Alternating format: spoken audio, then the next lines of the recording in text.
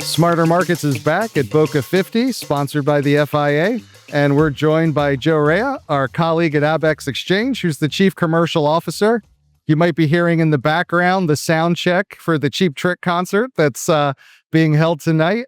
And kind of brings me back, Joe, right? It's the 50 years of Boca. They're having a concert tonight. They haven't had it since COVID. Yeah.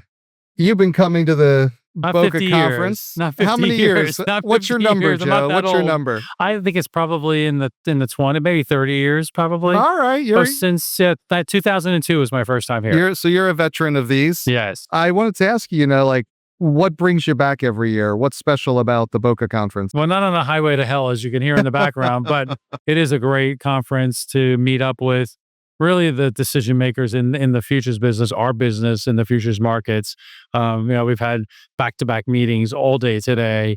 You run into people and have ad hoc meetings in the hallway for 2 days, and it's as good as any conference, and specific to our business and futures. It really is important to be here, to be seen, to be talking to our customers, our clearing members, some of the trading firms that are important to us, and it's a must for us for sure. And because you're a potential 30-year veteran of the conference, I'm curious, how has it changed and evolved over the years? Yeah, it's certainly gotten bigger. I think that it's the topics have changed over the years. When we started here when we were here in 2002, it was right after Enron defaulted. It was right after 9/11. It was a lot of different things happening in the marketplace. We saw the need for credit mitigation in OTC energy products for the domestic markets, and we launched Clearport, or what was turned into Clearport, in May of 2002. So it was right around the time, right after Boca, that we launched Clearport, and became a necessary platform for both on NYMEX and on ICE for credit mitigation in global markets. And I think that led to the use of financial futures in markets that a lot of the exchanges are now pivoted to, versus what we're looking at in physical markets where they kind of turned away from. I'd say probably one of the special things here is you get that whole exchange clearing ecosystem here.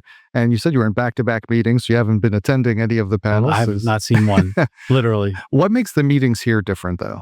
I think it is the decision makers. It's the heads of strategy, the heads of their markets, the CEOs of firms. And so that is really one of the most important parts. I mean, you go to a lot of conferences like the FIA Expo in Chicago, is really the mid-office people, the operations people. This here is all the decision makers, the real heads of the exchanges. I mean, there's an exchange leadership panel, there's international exchange leadership panels. These are the folks there's regulators, and we just left a meeting with the CFTC commissioner. And we'll be meeting with several other senior decision makers in our various markets over the next day and a half. Yeah, not to dig deeply into any trade secrets, but what sort of things you've been wanting to talk to people about this year? Yeah, I think it's just the awareness of our products that we're live now. Last year at this time we weren't live, and so everybody's following us for sure. They see our activity on social media. The announcements that we make on the new products go live last June on our trades of lithium carbonate last Friday, and so that's an important thing. Both from we see our competitors very aware of us, but also the clearing members and the trading firms that are here are very aware of what we're doing and following us pretty closely.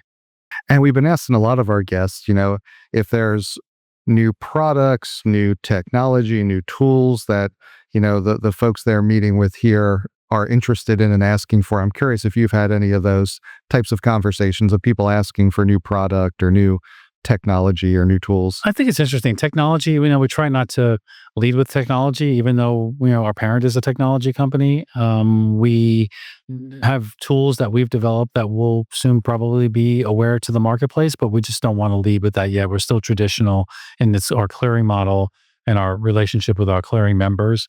I think product-wise, I would say firms are interested in what we have right now, and we're trying to get them accelerate their onboarding. I would say that products are important though too, and we see a lot of firms that were traditional high frequency trading firms getting involved in physical markets that maybe they haven't been involved in before, both in the US and in Europe and in Asia. But certainly in Europe, we see really some of those big firms looking at power now. They're trading electricity in Japan, electricity in Europe. So there's opportunities for us to get involved in those markets where the other exchanges may not have interest in it because they're too small or just takes too long to develop. And you mentioned when we were here last year together, the exchange hadn't launched yet. Now it's launched. Now 9 futures contracts are up and trading. Where do you think, or where do you want to be next year this time? It's a good question. I think having the control of our own clearinghouse, right? The first clearinghouse that's been launched in over 2 decades gives us that runway to be creative, to be innovative, to listen to our customers, to launch products that they want and will trade. I would think that next year, if we have 9 now, if we don't have maybe 20 or 30, I'd be disappointed. I think that we have that runway to do that. And we have those products in our pipeline that will be rolling out. I think some have been made public already, some have not. And I think the market will be generally pleased with what we're launching. We've met with clearing members here that are not yet clearing members of Abaxx, but in talking about some of the products that we're going to launch, that brings interest to them. And so some of the big banks in precious metals, some of the non-banks that are involved in battery metals. And so, there's a lot of interest in the products. And by launching new products, we create more surface area, both with trading firms who are the customers of clearing firms and will be customers of ours, but also the clearing firms themselves.